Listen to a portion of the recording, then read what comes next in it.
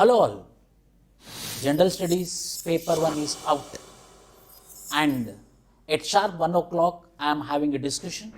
It will be uploaded very quickly. So how this question paper is there?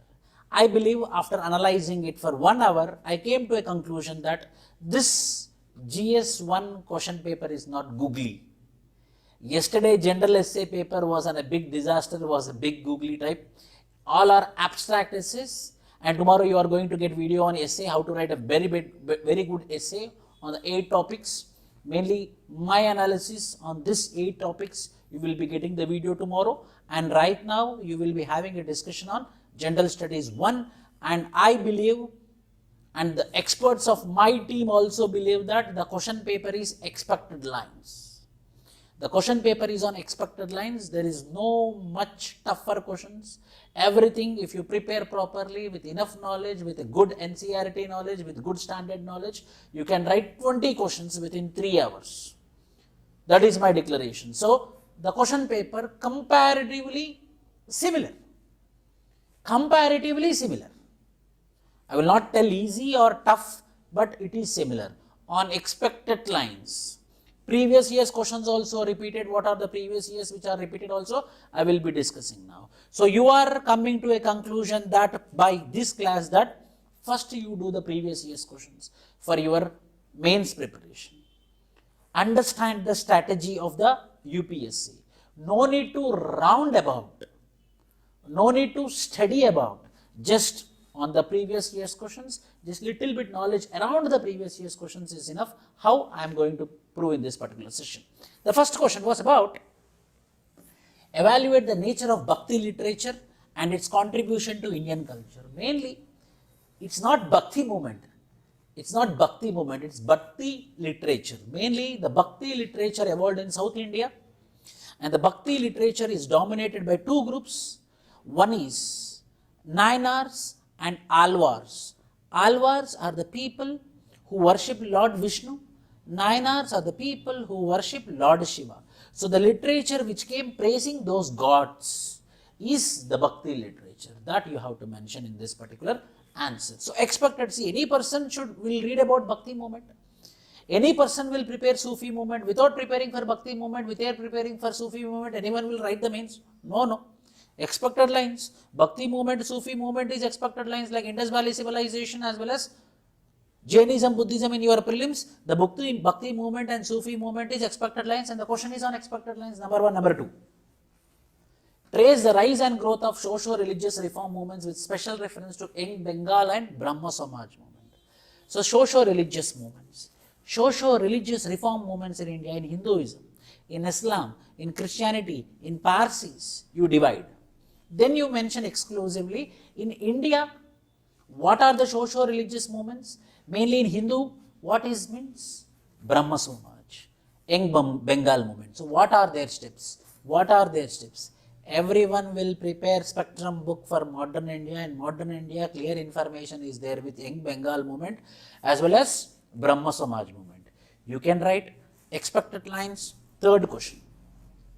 Assess the main administrative issues and socio-cultural problems in integration process of Indian princely states. You know, Sardar Vallabhbhai Patel, Nair sir, secretary to the Ministry of States at the time of independence of India, Junagadh state, Travancore state, Bhopal state, princely states I am talking about, as well as Hyderabad, Kashmir, how they got united in the princely states. Expected lines, we have to prepare about it, we have to know about the information about the same. The third question is, fourth question is about differentiate the causes of landslides in Himalayan region and Western Ghats. Yes, Himalayan region, Western Ghats. In Himalayan region, the landslides are more. In Western Ghats, the landslides are very less. In Himalayan, steep slopes. In Western Ghats, steep slopes only towards west side but not towards east side. Valleys are more in Himalaya, valleys are less in Western Ghats. The more man-made infrastructure is more in Himalayas, not in Western Ghats, because of which, so both you have to difference. Himalayas landslides, Western Ghats landslides. And what is the difference between both of them and which is more serious? Himalayas is more serious. That we discussed. Despite India being one of the countries of the Gondwana land, its mining industry contributes much less to its GDP in percentage. So you have to mention about the Gondwana land, where all the Gondwana land is spread, from Rajmahal Hills, from Chota Nagpur Plateau to the deeper south, to deeper up to the Godavari Basin, till Telangana state of Godavari Basin. This total area is called as Gondwana. So in which state, how much coal is there, in which state, what type of coal is there, in which state, whether it is bituminous or coking or non-coking or non-bituminous, you have to mention about that. And why it is not contributing to the GDP, you have to mention in the point-wise. The biggest is inferior quality of coal.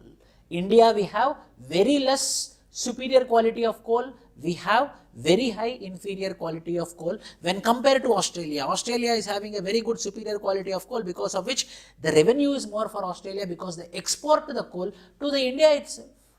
That is the reason we have Gondwana land, we have coal reserves, but it is not contributing significantly to the economy of the nation, to the GDP of the nation. That you have to mention.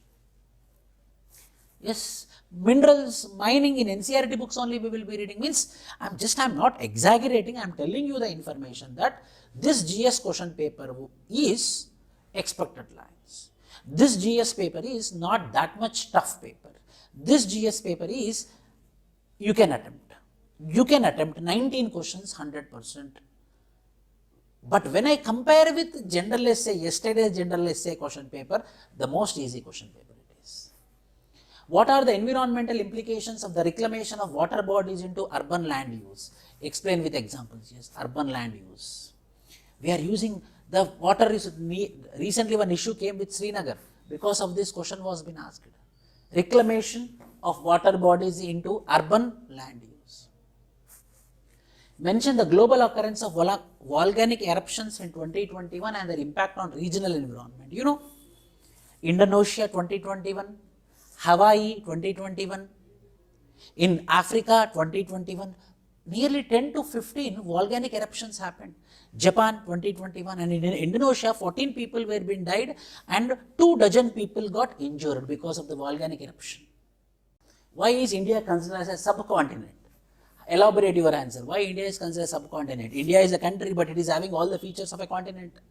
For example, unity and diversity, multiple religion, multiple cultures, multiple languages, multiple religion, multiple geographical diversities, multiple races, Negroid, Caucasoid, Mongoloid, Dravidian, Aryan, different religions. Because of all these diversities, India is called as a subcontinent. India is a country, but it is having the features of the continent, so hence we are calling it as a subcontinent. Direct question. Examine the uniqueness of tribal knowledge systems when compared with mainstream knowledge and cultural systems. Anthropology optional question it is. I will tell you one example.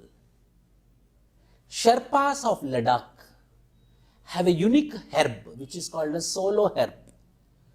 So when we go into the high altitude to the glaciers, the presence of oxygen will be less, which results in immune system will become weak. In order to strengthen the immune system, this solo herb when we consume, the immune system will become more stronger. So this indigenous knowledge or this local knowledge of tribal people is useful for mainstream society.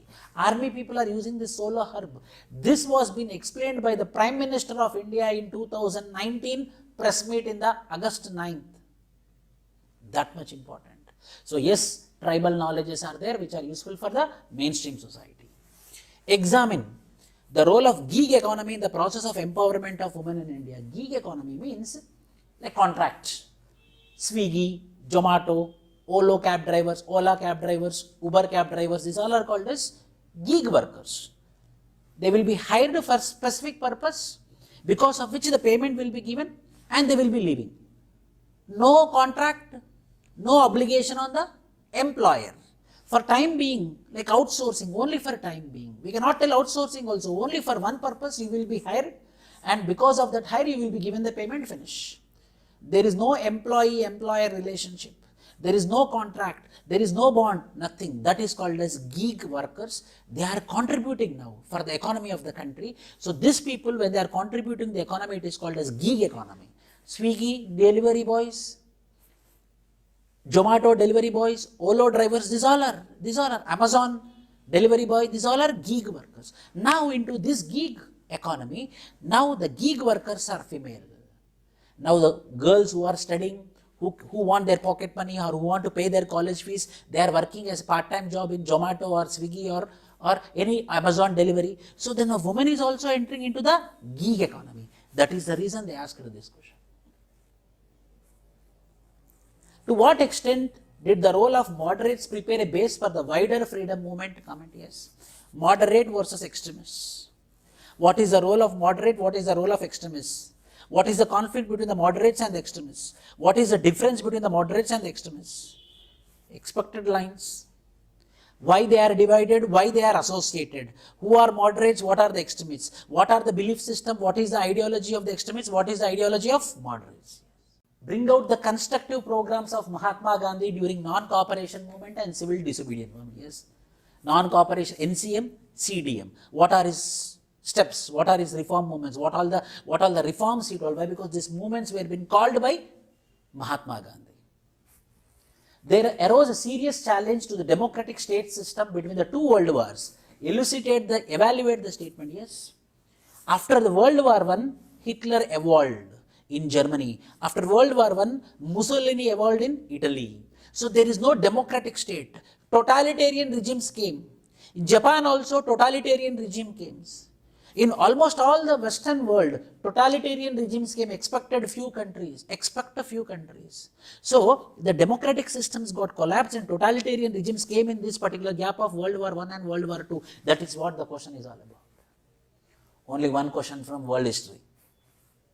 Briefly mention the alignment of major mountain ranges of the world and explain their impact on local weather conditions, like Rhine River Valley, Rhine River in Germany, like Nile River in Africa. So major river systems, Tigris rivers, major river systems. What are the major river systems? With diagrams you have to draw, as well as how it is impacting the local environment, how it is impacting the local atmosphere, with the diagrams you have to draw. How do the melting of the Arctic and the glaciers of the Antarctica differently affect the weather patterns and human activities on the earth? Arctic melting, Antarctica melting. What is the difference? Climate change means we will talk about the melting of the glaciers in the North Pole and the South Pole. So because of the melting of the ice in Arctic and Antarctic, what is the differences? Expected questions. Climate change question. Discuss the multi-dimensional implications of uneven distribution of mineral oil in the world. You know, mineral oil, what is contemporary? That will be asked by the UPSC. Mineral oil is mainly used in Vaseline, cold creams. World Health Organization had given directives to the producers who are producing mineral oil. They designated some are safe, some are harmful, because of which the mineral oil was in use, and they asked about the mineral oil. I expect prelims 2022 also on mineral oil. Please look into mineral oil for 2022 prelims as well. What are the main socio-economic implications arising out of the development of IT industries in major cities? Huge impact, socio-economic. The people who study from common college also, they are getting settled in software engineers in IT sectors as BPO companies, as a BPO employee or else as a call center employee. Huge difference. It became one of the sector. Once upon a time there were only three sectors. One is agriculture sector, industrial sector and service sector. Now the fourth sector within the service sector is information technology is dominating. Mainly economically. Who are socially backward, they are becoming socially upward. Who are economically poor, they are becoming economically up. Yes. Expected question. Discuss the main objectives of population education and point out the measures to achieve them in India in detail. Yes. Population. You will mention about 1952 National Population Program, 1976 National Population Policy, 2000 National Population Policy. Why they asked it means it's current affair. Now the government of India is planning to make a national population policy. Why we have to reduce? What are the advantages of population control? What is demographic dividend? These all points you have to consider. Cryptocurrency, Bitcoin, Litecoin. Bitcoin is the first cryptocurrency and today also it is a dominant. How does it affect global society? Has it been affecting Indian society also? Right now what we are experiencing, Kazakhstan, yesterday newspaper. Kazakhstan is the second country in the world who had a very good stake in Bitcoin, cryptocurrency. Now because of the riots unrest which is happening in Kazakhstan, the Bitcoin industry is getting impacted. So Bitcoin are very vulnerable, very sensitive.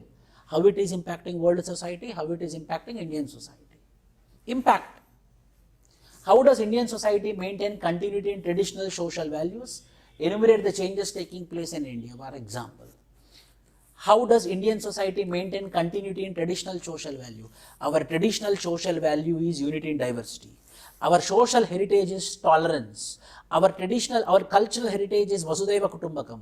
Our traditional social value is respecting the elders. Our traditional value is respecting the woman. Whether these are deteriorating? Yes, deteriorating. Because of what? Globalization, modernization, industrialization, how it is getting impacted. Don't write about patriarchy, those all things. These points you have to mention. So this is the 20 questions in the morning, and you will have GS2 also discussion, which is my subject, polity and governance and social justice. Properly we will be discussing GS2 as well. All the best. Thank you. Jai Hind.